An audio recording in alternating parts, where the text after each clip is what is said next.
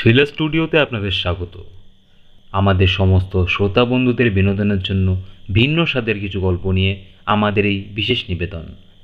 আজকের গল্প William hope হডসনের লেখা the gateway of the monster অবলম্বনে প্রবেশপথ। গল্প পাঠে ও পিটারের চরিত্রে রথিন, গল্পের সূত্রধার ও কার্নাকির চরিত্রে অনিরুদ্ধ। শুরু হচ্ছে প্রবেশপথ।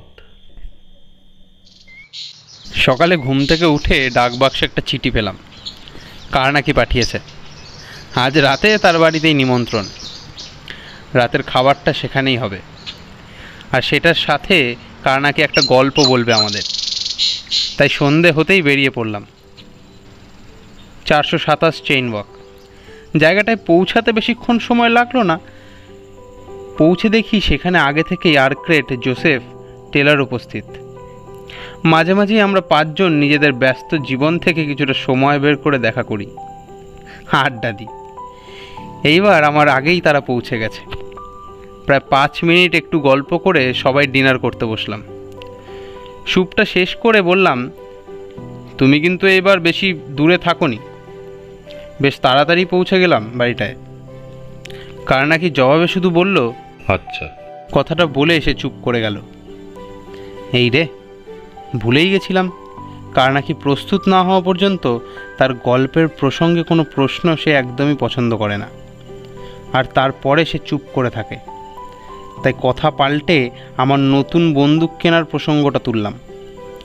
এইবার সে মাথা নাড়ল। তার ঠোঁটের কোণে হালকা হাসিটা দেখে বুঝলাম সে আমার উপস্থিত বুদ্ধিতে বেশ খুশিই হয়েছে।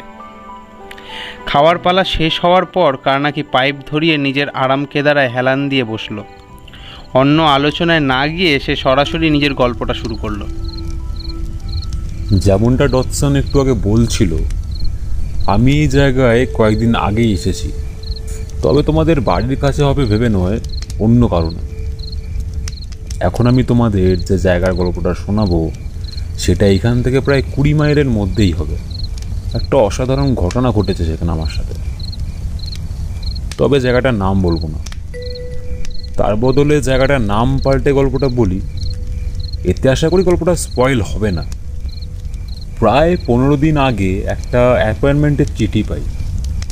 যে চিঠিটা পাঠিয়েছে তার নাম ধরে নাও অ্যান্ডারসন। তার চিঠিটা পড়ার পর আমি তাকে আসার সময়টা জানিয়ে দিই। তার আসার পর জানতে পারলাম সে আমাকে একটা ভুতুড়ে কাণ্ডের তদন্তের ভার দিতে চায়। যদিও পুরো ব্যাপারটা শোনার পর আমার খুব আগ্রহ হলো, তাই কেসটা নিলাম। তাই যথারীতি 2 দিন পরে দুপুরবেলায় আমি তার দেওয়া বাড়ির ঠিকানায় পৌঁছাই। খোলা মাঠের মাঝখানে একটা পূর্ণ ঝরঝরে বাড়ি। অ্যান্ডারসনের বাটলার এসে আমাকে একটা চিঠি দিল। চিঠিটার মূল বক্তব্য হলো অ্যান্ডারসন কিছুদিনের জন্য কোথাও গেছে, আর তদন্তের জন্য পুরো বাড়িটা এখন আমার দায়িত্বে দিয়ে গেছে। চিঠিটা পড়ে বাটলারকে আর কিছু বলতে হলো না। সে আমার আসার কারণটা ভালো মতোই জানত। রাতে খাওয়ার পরে তাকে কিছু প্রশ্ন করলাম। জানতে পারলাম তার নাম পিটার। এই বাড়িতে সে বহু বছর ধরেই কাজ করে। সুতরাং এই বাড়ির মধ্যে ঘটা অদ্ভুত কাণ্ডগুলো সে খুব বিস্তারিতভাবে বর্ণনা করল। সেইখান থেকে 2টো ব্যাপার জানতে পারলাম। প্রথমত, এই বাড়িতে একটা গ্রে রুম নামের একটা ঘর আছে। ঘরটা সবসময় তালা মারাই থাকে, আর চাবিগুলো থাকে পিটারের কাছে। কিন্তু গভীর রাতে সেই ঘরের দরজা খোলে আর বন্ধ হয়, আর সেই শব্দ স্পষ্ট শোনা যায়। আর দ্বিতীয়ত, সেই ঘরের বিছানার চাদর পরের দিন সকালে একটা কোণে অগোছল অবস্থায় পাওয়া যায়। তবে পিটারের অসুবিধার কারণ শুধুমাত্র একটাই, দরজার আওয়াজটা। এরই মধ্যে সে অনেকবার আমাকে বলেছে, বাবু, রাতে বারবার খুব জোরে দরজা খোলে আর বন্ধ হয়।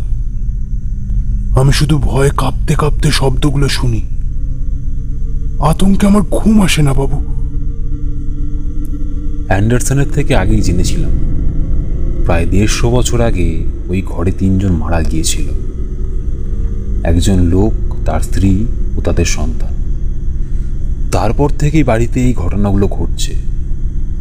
আমি তদন্তের জন্য সেই গ্রে রুমের দিকে এগোতে লাগলাম। এখনই একবার দেখা যাক ঘরটা। আমি যেতে যাব এমন সময় পিটার এসে আমাকে থামাল। বাবু, এখন যাবেন না বাবু। এখন গেলে কোনো বিপদ ঘটতে পারে। বিগত 20 বছর ধরে দেখছি ওই ঘরে রাত্রে কেউ যায় না। কাল সকালে যাবেন বাবু, তখন আমিও আপনার সাথে যাব। নিশ্চয়ই নিশ্চয়ই, আমি শুধুমাত্র একটু ঘুরে দেখব। তুমি ভয় পেও না, এইসব ব্যাপার আমার কাছে কিছুই না, আমার এসবে অভ্যেস আছে। এই বলে আমি তার দিকে তাকিয়ে মুচকি হাসলাম। সে শুধু আমার কথায় মাথা নেড়ে বলল, বাবু, বাকি ভূতেরা আমাদের বাড়ির ভূতগুলোর মতো নয়। প্রথমে কথাটার কোনো পাত্তা দিইনি, কিন্তু পরে যা ঘটল। সে যাই হোক, আমি দুটো মোমবাতি নিয়ে ঘরটার দিকে এগোলাম, আর পিটার তার চাবির গোছাটা নিয়ে আমার পিছন পিছন এলো। সে দরজাটা খুলে দিল, কিন্তু ঘরের ভেতরে সে ঢুকলো না। সে শেষবারের মতো আমাকে বলল, বাবু, নিচে চলে আসুন, কাল সকালে আসবেন এই ঘরে। এখন যেতে হবে না বাবু।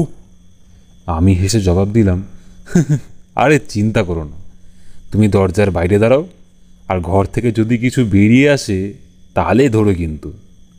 সে গম্ভীরভাবে আমাকে বলল, তারা ঘর থেকে বেরোয় না যে। জানি না কেন আমার একটু কেমন যেন একটা অনুভূতি হলো। আমি তাকে সেখানে দাঁড় করিয়ে ঘরের ভেতরে ঢুকলাম। বেশ বড় ঘরটা, খুব সুন্দরভাবে সাজানো। ঘরের এক প্রান্তের দেওয়ালে বড় ছবি লাগানো, ফায়ারপ্লেসের ওপরে আর 3টে টেবিলে 2টো করে মোমবাতি রাখা। ঘরটাকে একটা অস্বাভাবিক স্বপ্নের মতো মনে হলো, বেশ পরিপাটি। ঘরটা ঘুরে ফিরে দেখতে লাগলাম, আর টেপ দিয়ে জানলা দরজাগুলো, ছবিগুলো আর বাকি জায়গাগুলো সিল করলাম। যতক্ষণ এই কাজটা করছিলাম ততক্ষণ পিটার দরজার বাইরে দাঁড়িয়েছিল। আমি কয়েকবার তাকে ভেতরে আসতেও বললাম, কিন্তু প্রত্যেকবার সে একই কথা বলল। বাবু, আমি জানি আপনি আমার কথা শুনবেন না, তবুও বলছি, বাইরে চলে আসুন বাবু, আমার খুব চিন্তা হচ্ছে। আমি তাকে নিচে চলে যেতে বললাম, তবুও সে নিষ্ঠার সাথে নিজের কর্তব্য পালন করল, দাঁড়িয়ে রইল সেখানে।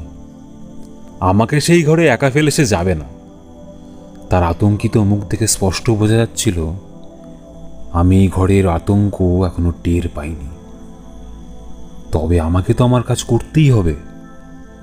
তাই বললাম, যদি তুমি কোনো শব্দ শুনতে পাও বা কিছু দেখতে পাও তাহলেই আমাকে ডাকবে, ততক্ষণ কিন্তু আমাকে বিরক্ত করবে না। এই বলে আমি আবার সারা ঘরের জিনিসপত্রে টেপ লাগাতে লাগলাম। হঠাৎ একটা শব্দে চমকে উঠলাম। উফ, ঘড়ির আওয়াজ। রাত 11টা বাজে। আমার কাজও প্রায় শেষ হয়ে এসেছে, তাই আমার কোটটা তুলে বাইরের দিকে যেতে লাগলাম। হঠাৎ পিটার চেঁচিয়ে উঠল, বাবু, তাড়াতাড়ি বাইরে আসুন, তাড়াতাড়ি আসুন বাবু, কিছু একটা ঘটতে চলেছে। আমি তাড়াতাড়ি বাইরে বেরোতে যাব, এমন সময় ঘরের ভেতরে টেবিলে রাখা একটা মোমবাতি হঠাৎ নিভে গেল। কিভাবে নিভলো জানি না, কিন্তু সেই অবস্থায় বাইরে দৌড়ে পালাতে গিয়েও গেলাম না। না, এই পরিস্থিতিতে ভয় পেলে চলবে না। তাই একটা জ্বলন্ত মোমবাতি হাতে নিয়ে সে নিভে যাওয়া মোমবাতির দিকে গেলাম।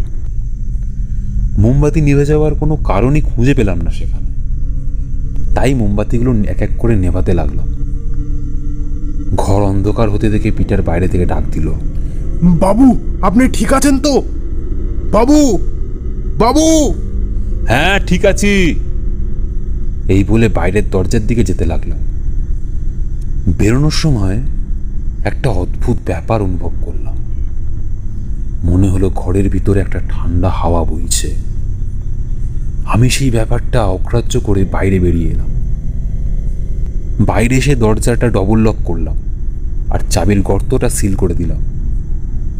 চাবিটা পকেটে পুরে দুজনে নিচে নেমে এলাম।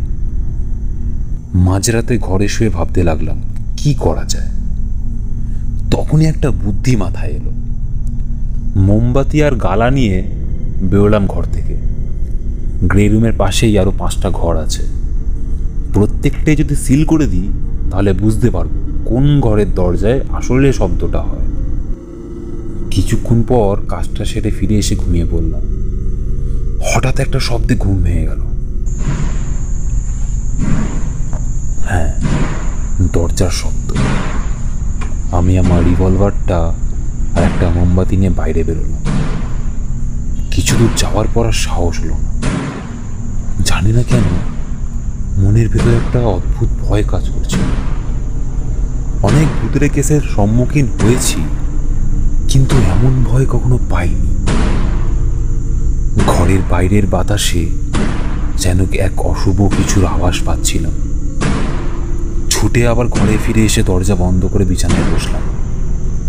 সেদিন সারা রাত আর ঘুম এলো না। সারা রাত সেই দরজার শব্দ পুরো বাড়িটায় বাজতে লাগলো। অবশেষে ভোরের আলো ফুটল। প্রায় 1 ঘন্টা সেই দরজার শব্দ আর পাইনি, আর তার সাথে আমার সাহসও ফিরে পাচ্ছিলাম। এই রকম ঘটনায় কিছু কিছু ক্ষেত্রে সবারই ভয় লাগে, তবে আমি যে ভয় পাবো সেটা ভাবিনি কখনো। আর তার জন্য একটু লজ্জাও হচ্ছিল। পুরোপুরিভাবে দিনের আলো ফোটার পর আমি ঘর থেকে বেরোলাম। দেখি পিটার কফি নিয়ে আগেই আমার ঘরের দিকে আসছে। তখনও সে রাতের পোশাক পাল্টায়নি। তাকে বললাম, hello Peter, good morning. Peter আমার দিকে কফির কাপটা এগিয়ে দিয়ে বলল, গুড মর্নিং। আপনাকে সুস্থ দেখে খুব ভালো লাগছে বাবু। খুব চিন্তা হচ্ছিল আপনার জন্য। কাল দরজার আওয়াজে সারা রাত আমারও ঘুম হয়নি, আপনারও হয়তো হয়নি। তাই ভোরের আলো ফোটার পর ভাবলাম একটু কফি তৈরি করি আপনার জন্য। আর আপনি হয়তো এখন গ্রে রুমের দিকেই যাবেন, তাই তাড়াতাড়ি এলাম। আমি কফিটা শেষ করে কাপটা ফেরত দিলাম। ধন্যবাদ পিটার, এই কফিটার প্রয়োজন ছিল। আমারও সারা রাত ঘুম হয়নি। চলো এবার যাওয়া যাক, গিয়ে দেখে আসি কি অবস্থা এখন। ঘরগুলোর কাছে গিয়ে ভালো করে দেখতে লাগলাম। কাল রাতের দরজার সিলগুলো সেই রকমই আছে, শুধুমাত্র গ্রে রুমের দরজার সিলটা ভাঙা। তবে দরজার চাবি ঢোকানোর জায়গা এখনো সিল করা, বন্ধ। তালাটা খুলে ঘরের ভেতর ঢুকলাম। না, ঘরটা তো পুরো আগের মতোই আছে, কোনো পরিবর্তন নেই। কাল রাতে করা সিলগুলো একই রকম। পিটার আমার পিছনেই ছিল। হঠাৎ সে বলে উঠল, বাবু, বিছানার চাদরটা একবার দেখুন বাবু। তাই তো, বিছানার চাদরটা বিছানার এক কোণে অগোছালো হয়ে পড়ে আছে। পিটার সেটা ঠিক করতে যাচ্ছিল, কিন্তু তাকে বাধা দিলাম। না, ঘরটা এইরকমই থাক, দেখি পরে কি হয়। আমরা ঘর থেকে বেরিয়ে দরজা লক করে আবার নিচে ফিরে এলাম। সকালের খাবার সেরে আবার দুজনে সেই ঘরে গেলাম। বিছানা ছাড়া বাকি সব জিনিসপত্র ঘর থেকে বের করে ম্যাগনিফাইং গ্লাস দিয়ে খুঁটিয়ে খুঁটিয়ে পুরো ঘরটা ভালো করে সার্চ করলাম। একটা কোণাও বাদ ছাড়িনি, কিন্তু সন্দেহজনক কিছুই পেলাম না। তবে কাল রাতে এই ঘরে যে অনুভূতিটা হয়েছিল সেই ব্যাপারটা আর নেই। কিছুক্ষণ সেখানে থাকার পর দরজাটা আগের মতো সিল করে বেরিয়ে গেল। রাতে খাওয়ার পরে আমার কয়েকটা জিনিসপত্র বের করলাম, একটা ক্যামেরা আর একটা ফ্ল্যাশ লাইট। রাতে গ্রে রুমের দরজার বাইরে সেগুলো ভালো করে স্ট্রিং দিয়ে লাগিয়ে দিলাম।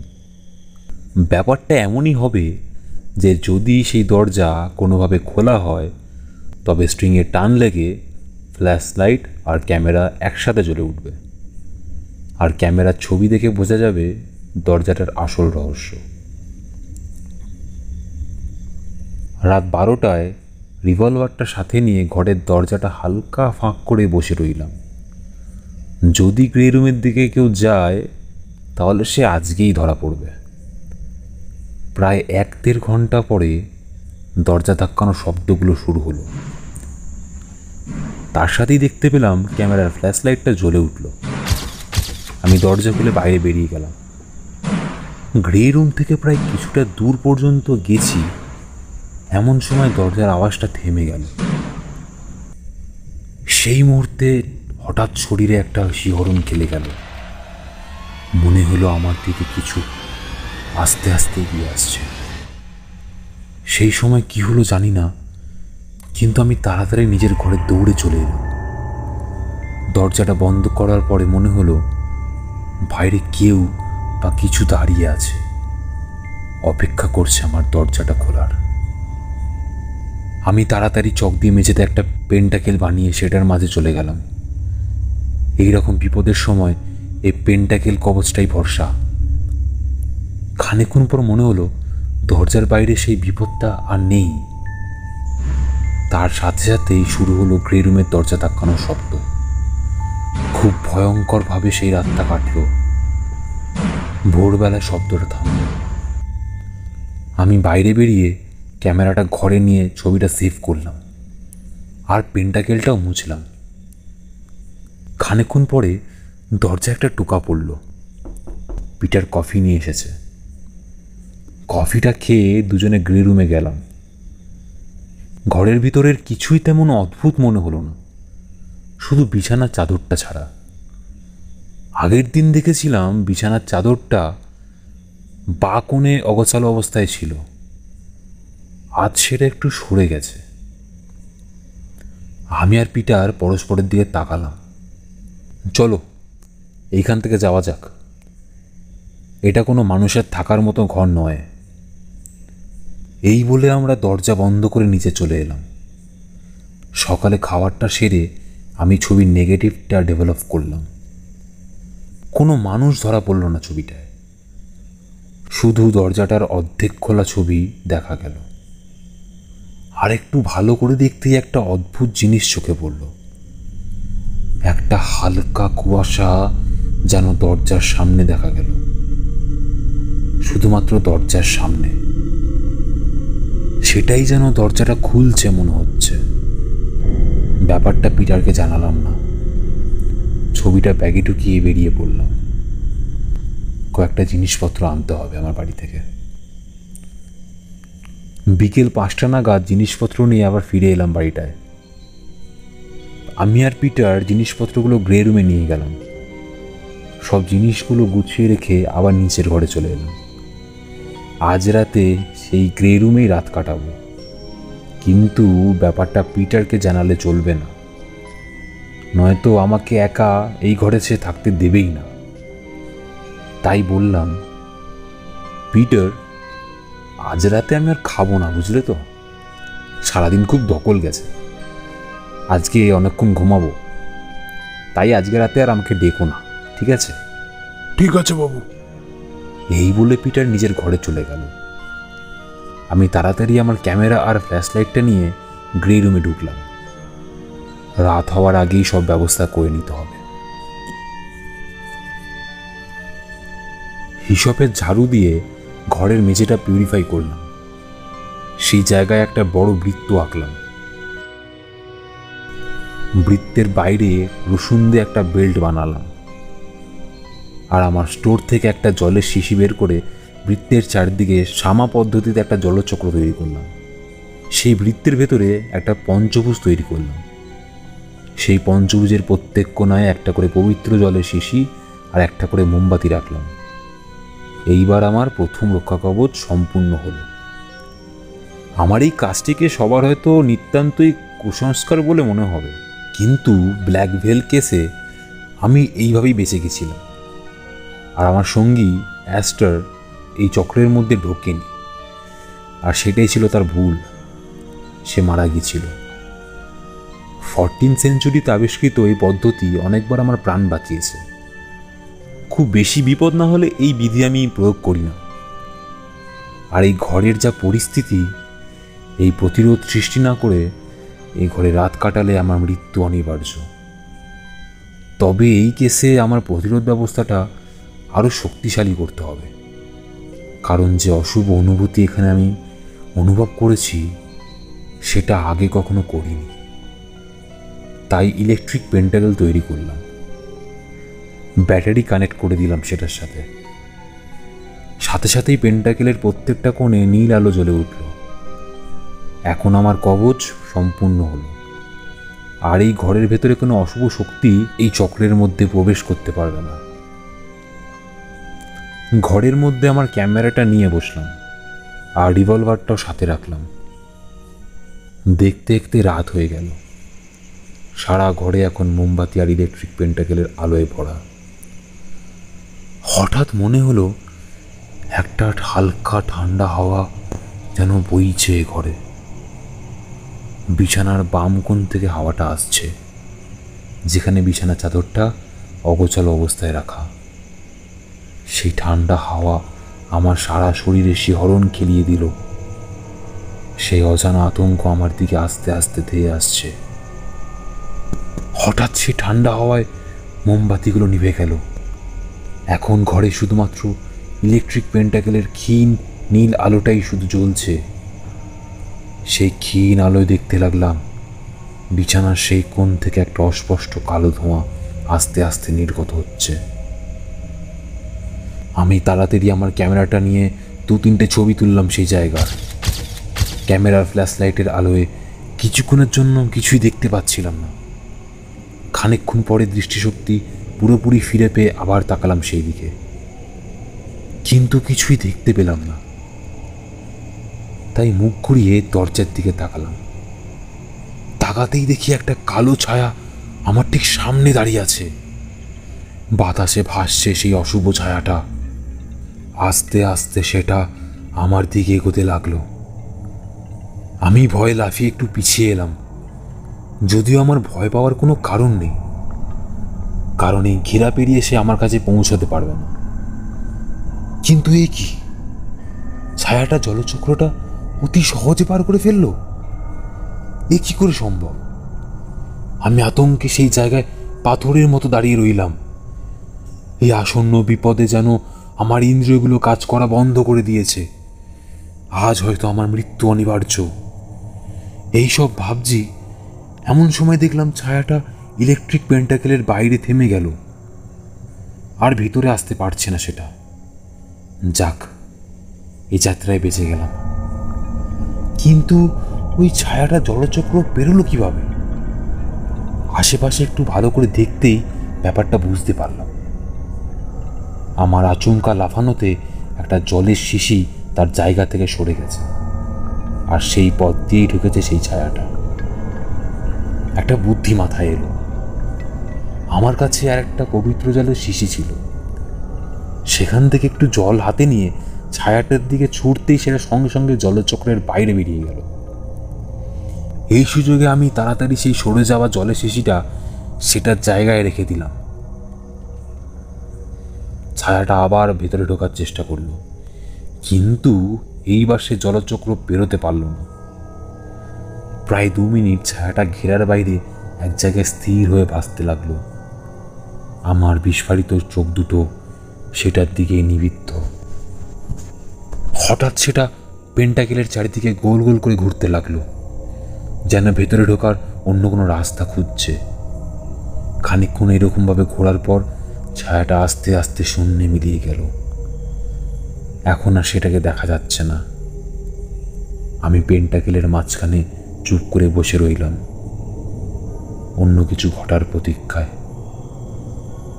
অনেকটা সময় পেরিয়ে গেল, কিন্তু কোনো সাড়া শব্দ পেলাম না। হঠাৎ রুমের দরজাটা ভীষণ জোরে খুললো আর বন্ধ হলো।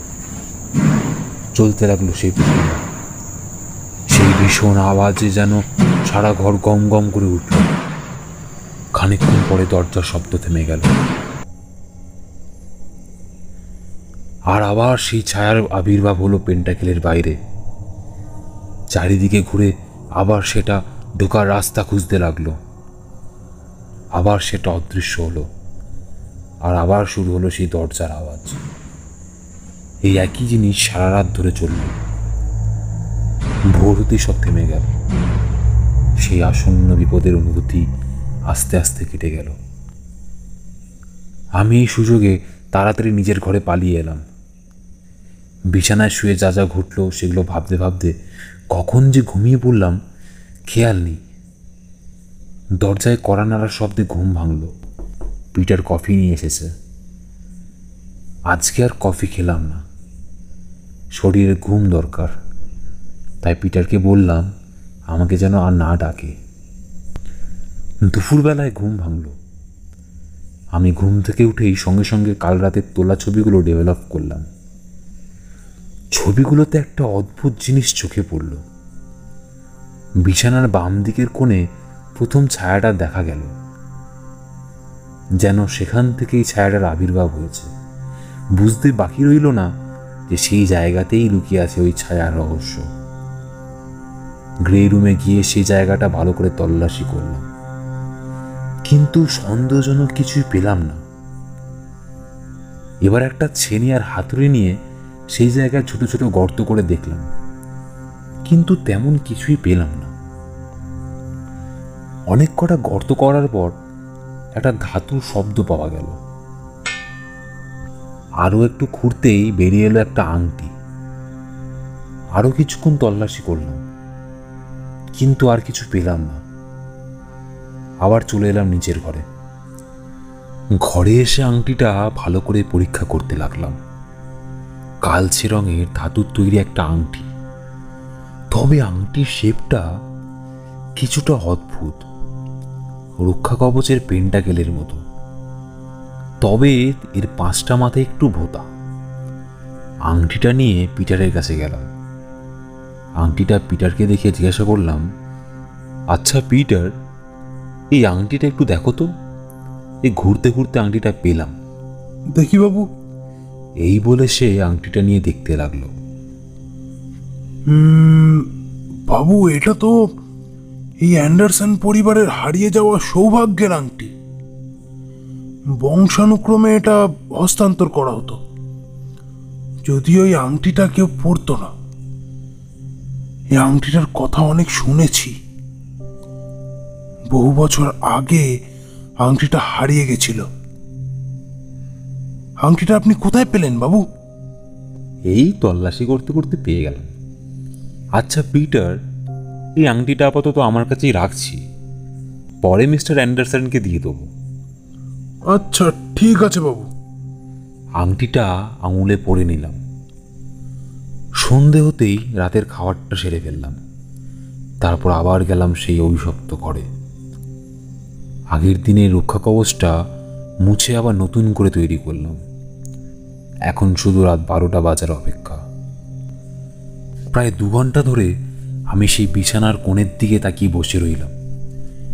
হাত ঘড়িতে দেখলাম প্রায় 12টা বাজতে চলল। আর মাত্র কিছুক্ষণের অপেক্ষা। আস্তে আস্তে ঘরের আবহাওয়া পরিবর্তন হতে শুরু করলো। সেই অজানা আতঙ্কের আভাস আবার সারা শরীরে আস্তে আস্তে ছড়িয়ে পড়ল। সেই ঠান্ডা হাওয়াটা বইতে লাগলো, কিন্তু এইবার যেন সেটা একটু বেশি জোরালো ছিল। বিছানার সেই কোণের দিকে তাকিয়ে বসে আছি, এমন সময় দেখি এ কি, আমার চারিদিকে আস্তে আস্তে একটা কালো ধোঁয়া সৃষ্টি হচ্ছে। কিন্তু কেন? কারণ খুঁজতে গিয়ে দেখলাম সেই কালো ধোঁয়ার উৎস আমার হাতে সেই আংটি, অ্যান্ডারসন পরিবারের সেই ভাগ্যের আংটি, যেটা এখন শয়তানের বাসায় পরিণত হয়েছে। হায় ভগবান, যার থেকে রক্ষা পাওয়ার জন্য এই পেন্টাকেল তৈরি করেছিলাম, সেটা এখন আমার সাথেই পেন্টাকেলের মধ্যে। নিজের কাল আমি নিজেই ডেকে আনলাম। সেই আংটি থেকে কালো ধোঁয়া আস্তে আস্তে একটা ছায়ার আকৃতি ধারণ করছে, যেমনটা গতকাল রাতে দেখেছিলাম। আর কিছুক্ষণের মধ্যে সেই ছায়া আমার দেহ ধ্বংস করে ফেলবে। না না, কিছু একটা করতে হবে। আমি তাড়াতাড়ি হাত থেকে আংটিটা খুলে ফেললাম। আংটিটা বাইরে ছুঁড়ে ফেলতে যাব, এমন সময় মাথায় একটা বুদ্ধি এলো। আংটিটা ফেললাম না, মেঝেতে রেখে দিলাম। আস্তে আস্তে ধোঁয়াটা ছায়ায় পরিণত হলো। বাতাসে ভাসমান সেই ছায়া আস্তে আস্তে সেটার হাত দুটো আমার দিকে এগোতে লাগলো। আর ঠিক সেই সময় লাফ দিয়ে পেন্টাকেলের বাইরে চলে এলাম আমি। ছায়াটা আমার কাছে আসার চেষ্টা করলো, কিন্তু পারল না। পেন্টাকেলের মধ্যে সেই ছায়াটা বন্দি হয়ে গেল। কিন্তু সারা ঘরে এখন সেই অসহ্য ভয়ঙ্কর আবহাওয়াটা রয়ে গেছে। একটা অস্বস্তি হতে শুরু করেছে। আমি বেশিক্ষণ সেখানে দাঁড়িয়ে থাকতে পারলাম না। তাড়াতাড়ি নিজের ঘরে ফিরে এলাম। ঘরে এসে কিছুক্ষণ শুয়ে থাকলাম, প্রায় 3 ঘন্টা। কিন্তু দরজা ধাক্কানোর সেই আওয়াজটা আর হলো না সেই রাতে। সকালে ঘুম থেকে উঠেই আমি বেরিয়ে পড়লাম। দুপুরবেলা একটা অক্সি হাইড্রোজেন জেট আর 2টো ছোট সিলিন্ডার নিয়ে সে বাড়িতে ফিরলাম। গ্রে রুমে সেই জিনিসপত্রগুলো নিয়ে জেটটা ধরালাম। খানিকক্ষণের মধ্যেই সেই ভুতুরে আংটিটা পরিণত হলো একটা ছোট্ট গরম ধাতুর টুকরোতে। এতক্ষণ আমরা সবাই চুপ করে গল্পটা শুনছিলাম। কারনাকি তার পকেট থেকে একটা দোমড়ানো টিস্যু পেপার বের করে আমাদের দিকে এগিয়ে দিল। সেটা খুলতেই দেখলাম সেটার মধ্যে রাখা আছে একটা ধাতুর টুকরো, অনেকটা লোহার মতোই, কিন্তু একটু বেশি শক্ত আর উজ্জ্বল। আমি সেটা ভালো করে দেখিয়ে বাকিদের কাছে পাশ করে দিলাম। এরপর কি সেই বাড়িতে সেই সব ভূতের ঘটনাগুলো থেমে গেছিল? কারনাকি মাথা নাড়ল। হ্যাঁ, তারপরেও আমি সেই ঘরে 3 রাত কাটিয়েছি, কিন্তু কোনো রকম অশুভ শক্তির অনুভূতি আর হয়নি। পিটার তো আমার সেই কাণ্ডগুলো শুনে খুব ভয় পেয়ে গেছিল, কিন্তু সেও বুঝতে পেরেছিল যে ঘরটা এখন পুরোপুরি নিরাপদ। কারনাকি এবার উঠে দাঁড়িয়ে আমাদের সঙ্গে হ্যান্ডশেক করলো। আজকের গল্প তাহলে এখানেই শেষ। আবার পরে দেখা হবে নতুন অভিজ্ঞতার গল্প নিয়ে। আমরা সবাই কিছুক্ষণ পরে বেরিয়ে পড়লাম আর রওনা দিলাম নিজেদের বাড়ির দিকে।